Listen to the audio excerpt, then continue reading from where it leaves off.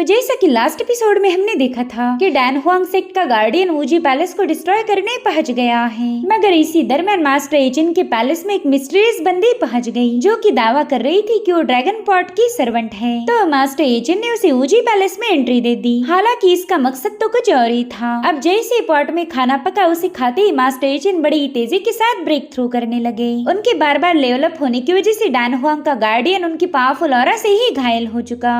अब आगे तो इस एपिसोड की शुरुआत में हम देख पाते हैं कि पॉट सर्वेंट शियार एक कमरे में घुस चुकी है जहाँ पर ड्रैगन पॉट रखा हुआ था। उस पॉट को उठाकर मायूस होते हुए कहने लगी कि तुम एक परफेक्ट इमॉर्टल फर्नेस थे और देखो तो तुम्हारी हालत कैसे क्या हो गई। मुझे तो तुम्हारे लिए काफी ज्यादा बुरा लग रहा। अब तो मुझे ये भी नहीं पता कि तुम पहले जैसे एलिक्सर्स को रिफाइन कर पाओगे। हो सकता है कि इन मॉर्टल लोगों ने तुम्हारी रिफाइनिंग की एबिलिटीज को ही तुमसे छीन लिया हो, जिसके बाद उस जेड ड्रैगन पॉट में ढेर सारे कीमती हर्ब्स को ऐड कर देती है। साथ ही साथ उसने मिस्टिक फ्लेम इग्निशन टेक्निक का यूज करते हुए उस पॉट के नीचे आग लगा दी, जिसके चलते वो ड्रैगन पॉट काफी तेजी के साथ शेक हो रहा था। और ये देखते ही शियार खुश हो गई। उसे लगता है कि शायद ये पॉट अभी भी एलिक्सर को रिफाइन कर पाएगा। इतना ही नहीं, वो इन हर्ब्स की मदद से जेड ड्रैगन पॉट के एसेंस को भी रिस्टोर करना चाहती थी। अगर ये स्पिरिचुअल हर्ब्स अपना कारनामा कर पाए तो ये जेड ड्रैगन पॉट पहले जैसा काबिल बन जाएगा। फिर तो इसमें कोई भी एलिक्सर आसानी के साथ रिफाइन हो सकता था। तो अब उन हर्ब की पावर से वो जेड ड्रैगन पॉट काफी तेजी के साथ ग्लो करने लगा। साथ ही साथ हम वहाँ पर एक ड्रैगन की स्पिरिट को भी देख पाते हैं जो कि उस पॉट के आसपास रिवॉल्व होते हुए वहाँ पर अपनी डिवाइन पावर रिलीज करने लगा।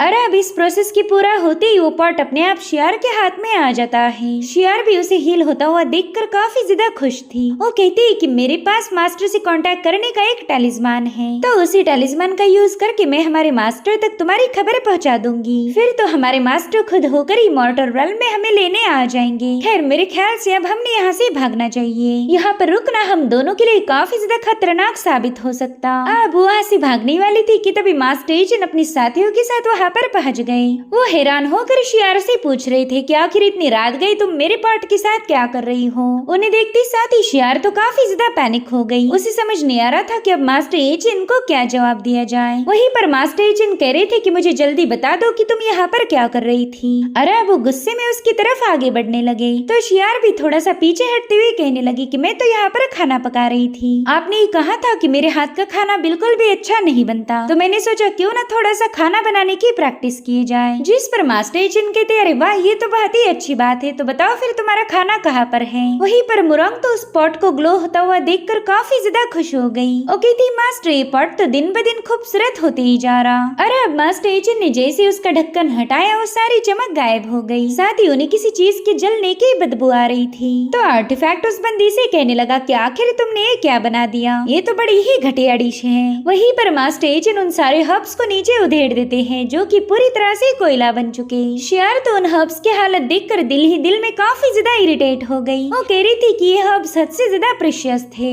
इन्हें कलेक्ट करने में तो मैंने ढेर सारी मेहनत की थी और अब वो सारे मिट्टी बन चुके। वहीं पर मास्टर एचिन ने वो जेड पॉट सीधे मुरंग के हवाले कर दिया। साथ ही वो मुरंग से कहते हैं कि इस पॉट सर्वेंट ने तो मेरे नाक में दम करके रखा। अब मैं चाहता हूँ कि तुम्हें इसे खाना बनाना सिखाओ। इसे तो अभी तक पता ही नहीं कि खाना बनाया कैसे जाता। तो अब मुरंग भी अपने मास्टर की बात मानते हुए शियार को कुकिंग के लेसन देने लगी। यहाँ पर वो एक डिश प्रिपेयर कर रही थी जिसमें मुरंग ने ऑयल का यूज किया और इस ऑयल को देखते साथ ही शियार के तो होश ही उड़ गए, क्योंकि ऐसी चीजों का यूज करने की वजह से जेड ड्रैगन पॉट की रिफाइनिंग की एबिलिटीज अफेक्ट हो रही थी। तभी मास्टर एचिन उसे बताने लगे कि बिना ऑयल का कोई खाना नहीं बन सकता। अगर डिलीशियस खाना बनाना है तो उसका ऑयल का इस्तेमाल लाजमी होगा। वहीं पर आर्टिफैक्ट भी कहने लगा कि ये बंदी ना अपने खाने में नमक डालती है और ना ही तेल। बताए फिर ये डिलीशियस खाना कैसे बना पाएगी। इधर मुरंग तो अपनी शेफ स्टाइल मारते हुए बड़े ही मजे से खाना पका रही थी और ये देखते साथ ही शियार का दिल टूटने लगा। वो कहती है कि मेरे पॉट पर पहला ड्रैगन की लाइनिंग थी, लेकिन इन लोगों ने खाना पका पका कर उसकी वाट लगा दी। ऐसा लगता है कि ये लोग तो मेरी फर्नेस को पूरी तरह से बर्बाद करने के बाद ही दम लेंगे।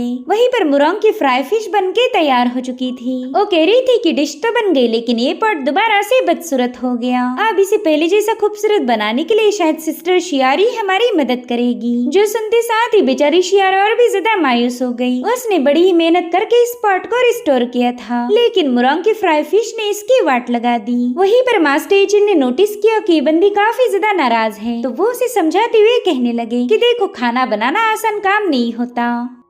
अगर तुम्हें मुरांग जैसा खाना पकाना सीखना है तो काफी ज्यादा वक्त देना होगा, इसीलिए और थोड़ी सी मेहनत करो और तुम सफल हो जाओगी। जिसके बाद वो सभी लोग वहाँ से रवाना हो गए। उनके वहाँ से जाते ही शियार ने तो सीधे रोना शुरू कर दिया था। अगर ऐसा ही चलता रहा तो कभी इस जे ड्रैगन पॉट को ठीक नहीं कर पाएगी। अब अगले सीन में हम देख पाते हैं कि डैन हुआंग सेक्ट का मास्टर ऊजी पैलेस के सामने पहुंच चुका है। वो अपने साथ एक कल्टीवेटर को भी लेके आया था जिसके हाथ में एक बास्केट है। वो कह रहा था मास्टर, ये सैंडविच बन हमारे डैन हुआंग सेक्ट की एक सीक्रेट रेसिपी है। यही तो हमारे सेक्ट का फाउंडेशन थी। क्या आप वाकई ये सीक्रेट रेसिपी ऊजी पैलेस के मास्टर के हवाले करना चाहते हो? ऐसे तो हमारा डैन हुआंग सेक्ट पूरी तरह से बर्बाद हो जाएगा। हमारे पास कुछ भी बाकी नहीं रहने वाला। जिस पर वो मास्टर कह रहा था कि हमें सीक्रेट रेसिपी ऊजी पैलेस के हवाले करके उनकी मुश्किलें बढ़ाने वाले हैं। ये रेसिपी उनके हवाले करके हम उनसे जे ड्रैगन पॉट की मांग करेंगे और अगर हमने ऐसा नहीं किया तो कियानियोन माउंटेन के लोग हमें जल्द ही निगल लेंगे। तुम यूँ समझ लो कि मेरे पास और दूसरा कोई ऑप्शन नहीं है। तो बंदा भी ना चाहते हुए उस टोकरी की लीड हटा देता है और फिर उसमें डैन हुआंग के मास्टर ने अपनी सीक्रेट रेसिपी रख दी। वो बंदा कह रहा था कि हमारे सैंडविच बन्स कई सालों से इस मार्शल वर्ल्ड पर राज कर रहे हैं। कोई भी हमारी इस डिश को कॉपी नहीं कर पाया और इसी से हमने ढेर सारा पैसा भी कमाया था। सच बताओ तो मैं ये सीक्रेट रेसिपी उन लोगों के हवाले नहीं करना चाहता, लेकिन आपकी वजह से मैं मजबूर हूँ। खैर मैं तो बस यही उम्मीद करूंगा कि ऊजी पैलेस के लोगों ने चुपचाप से वो ड्रैगन पॉट हमारे हवाले करना चाहिए। जिसके बाद वो दोनों सीधे ऊजी पैलेस के हॉल में पहुंच गए और यहाँ आते ही उनके चेहरे का रंग पूरी तरह से उड़ गया था। ऐसा लग रहा था कि मानो उन्होंने कोई खौफनाक नजारा देख लिया। जिस सैंडविच बन की रेसिपी वो लेके आए थे वो सैंडविच बन तो ऑलरेडी यहाँ पर मौजूद है। इनफैक्ट ये सैंडविच बन तो उनकी खुद की रेसिपी के मुकाबले भी हजारों गुना ज्यादा डिलीशियस थे। उन्हें खाकर तो केजिन के आत्मा को ही तृप्ति मिल गई। वो मुरांग की इस कला की काफी ज्यादा तारीफें कर रही थी। वो कहती, मुरांग तुम वाकई एक जीनियस हो। तुमने ऐसे सैंडविच बन प्रिपेयर किए जिन्हें खाते ही मजा आ गया। बेचारे ये दोनों जो रेसिपी लेके आए थे वो तो ऑलरेडी मुरांग ने डिस्कवर कर ली है। वहीं पर मास्टर एचन भी इस स्वीट की काफी ज्यादा तारीफें कर रहे थे। और अब वो डैन हुआंग के मास्टर से पूछते कि बताओ आपका यहाँ पर आना कैसे हुआ, क्या आपको हमारे साथ कोई काम है? तो मास्टर तुरंत ही पीछे हटते हुए कहने लगा कि ना मैं तो बस यहाँ आया था। मैंने आपकी काफी सारी तारीफें सुनी है तो मैंने सोचा क्यों ना ऊजी पैलेस के मास्टर को आमने सामने देखा जाए। मेरा ये डिसाइपल भी आपसे मिलना चाहता था। आपसे मिलने के बाद तो हमारे भाग ही खुल गए, तो अब हमें इजाजत दीजिए। जिसके बाद तुरंत ही मास्टर एचन को रिस्पेक्ट पेश करते हुए वहाँ से निकल पड़े। हालांकि मास्टर एचन उनसे पूछते कि बताओ उस बास्केट में क्या लेके आए हो? तो मास्टर थोड़ा सा हेजिटेट करते हुए कहने लगा कि ये तो बस एक छोटा सा अप्रिशिएशन टोकन था, लेकिन आज आपसे मिलने के बाद मुझे नहीं लगता कि मेरा ये मामूली सा तोहफा आपको पसंद आएगा। इस छोटे से तोहफे को देखकर मैं आपका अपमान नहीं करना चाहता। उतने में मास्टर एचन को सैंडविच बन की खुशबू आने लगी। वो कहते कोई बात नहीं, तुम इस तोहफे को मेरे सामने प्रेजेंट कर सकते हो। वहीं पर मुरांग भी आगे आते हुए कहने लगी कि मास्टर शायद ये लोग आपके लिए खाना लेके आए हैं। मैं उम्मीद करूंगी कि इनका बनाया खाना आपको पसंद आ जाए। जिस पर मास्टर कह रहा था ना ये खाना तो बस हमारे रास्ते के सफर के लिए है। दरअसल मैं पैलेस मास्टर के लिए कोई और तोहफा लेके आया था। और इतना कहते साथ ही उसने अपने कल्टीवेटर को सामने पुश कर दिया। वो अपने बंदे से कह रहा था चलो जल्दी से मास्टर के सामने नाच के दिखाओ, ऐसे ठुमके लगाना कि पैलेस मास्टर को मजा आ जाए। मास्टर एचन भी उसका डांस देखने के लिए क्यूरियस थे, मगर उस कल्टीवेटर को तो डांस का डी भी नहीं पता, इसलिए वो डर के मारे पीछे हटने लगा। जिसके बाद वो टेंशन लेके वहीं पर बेहोश हो गया। जो देखते साथ ही डैन हुआंग सेक्ट के मास्टर ने तुरंत ही अपने डिसाइपल को कंधे पर उठा लिया। वो मास्टर एचन को बता रहा था कि शायद ये बीमार पड़ गया है, अगर इसे ज्यादा देर तक यहाँ पर रखा तो इसकी वजह से आप भी बीमार पड़ जाओगे। इतना कहते साथ ही वो अपने डिसाइपल को लेकर तुरंत ही वहाँ से भाग निकला। यहाँ पर मुरांग तो काफी ज्यादा कंफ्यूज थी कि आखिर ये लोग यहाँ पर आए क्यों होंगे। जरूर से इनका कोई मकसद था, लेकिन फिर बाद में उन्होंने अपना इरादा बदल दिया। अब हमें कुछ दिनों बाद की कहानी दिखाई गई, जहाँ पर मार्केट में केजिन और मुरांग ने अपना एक छोटा सा शॉप ओपन किया था। यहाँ पर ये दोनों बंदी अपने सैंडविच बन बेचने की कोशिश कर रही थी, लेकिन आधा दिन गुजर गया और इनका एक बन भी नहीं बिका। केजिन इरिटेट होते हुए कहने लगी कि हमारी ये डिश काफी ज्यादा डिलीशियस है, लेकिन अभी तक किसी ने खरीदी ही नहीं। ये लोग तो बस डैन हुआंग सेक्ट के ही बन्स को परचेस करना चाहते हैं। अगर एक बार इन्होंने हमारा स्ट्रॉबेरी बन खाया तो फिर इन्हें पता चलेगा कि असली जायका किसमें है। वहीं पर मुरांग मायूस होते हुए कहने लगी कि हमने ये आइडिया गिव अप करना चाहिए। वैसे भी हम मास्टर एचन को बिना बताए यहाँ आए थे। अगर उन्हें पता चला कि हम ये सब सीक्रेटली बेच रहे हैं तो वो काफी ज्यादा नाराज होंगे। और उतने में उन्हें किसी की चिल्लाने की आवाज आई। दरअसल एक बंदा याओ को काफी ज्यादा परेशान कर रहा था। वो उससे कहता है कि उस दिन तुमने मेरे साथ मुकाबला किया था जिसमें मैं हार गया, लेकिन आज मैं पूरी तैयारी के साथ आया हूँ, इसलिए तुम मेरे साथ मुकाबला करोगी।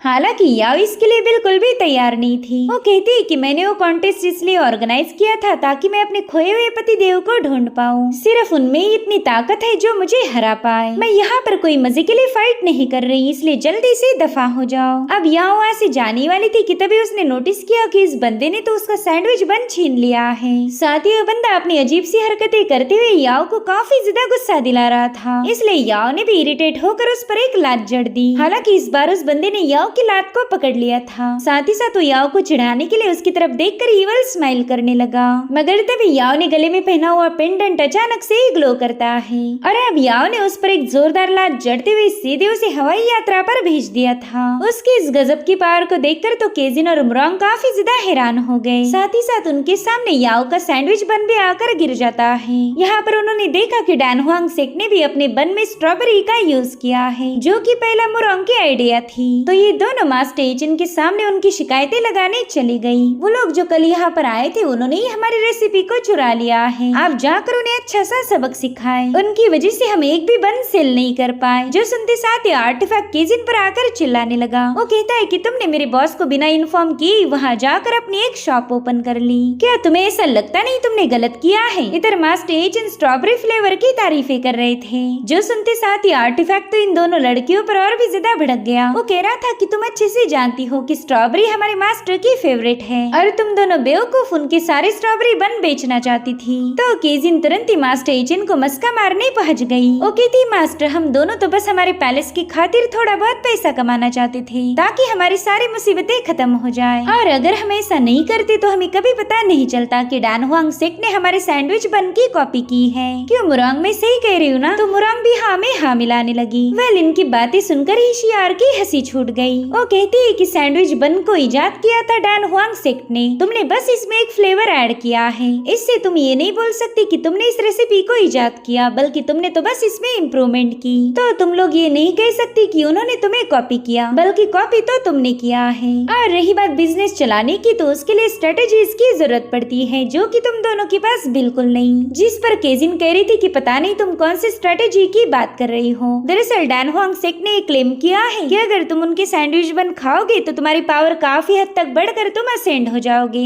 तुम सीधे इमॉर्टल एम्परर बन सकते हो। ये तो उन लोगों का सीधा एक बड़ा सा स्कैम है और हम ऐसे स्कैम नहीं कर सकते। अब असेंशन का नाम सुनते ही मास्टर एजेंट को भी इस टॉपिक में इंटरेस्ट आने लगा। वो कहते हैं कि अगर वाकई डैन हुआंग सेक का सैंडविच बन तुम्हें हेवन में पहुंचा सकता है तो मैं भी इसे चेक करना चाहूंगा। और अब अगले सीन में मास्टर एजेंट सीधे डैन हुआंग सेक में पहुंच चुके थे। वो उस कल्टीवेटर से पूछते कि बताओ तुमने सैंडविच बन को बेचने के लिए असेंशन का जिक्र कैसे किया? क्या तुम्हारे सैंडविच बन खाने से लोग वाकई असेंड हो सकते हैं? अगर ऐसा है तो मैं भी इसे ट्राई करना चाहूंगा। जिस पर वो बंदा पैनिक होते हुए कहने लगा कि सीनियर ये तो बहुत बड़ा झूठ था। दरअसल कियानियन माउंटेन ही ये सब कुछ लिखने के लिए हम पर फोर्स किया था, वरना हम ऐसा स्कैम नहीं करते। कियानियन माउंटेन का हम पर ढेर सारा कर्जा है, तो वो लोग हम पर काफी सारा प्रेशर बना रहे। दरअसल कुछ दिनों पहले ही किसी पैलेस मास्टर ने हमारे दोनों हेड शेफ को खत्म कर दिया था और तभी से हमारा बिजनेस पूरी तरह से इम्पैक्ट हो गया। अब कियानियन माउंटेन किसी भी कीमत पर हमसे पैसे वसूल करना चाहता है, इसलिए उन लोगों ने तो हमारे सेक्ट मास्टर को भी किडनैप कर लिया। इसलिए हमें मजबूरी में वो असेंशन की बातें लिखनी पड़ी। हमें तो असेंशन के बारे में कुछ नहीं पता।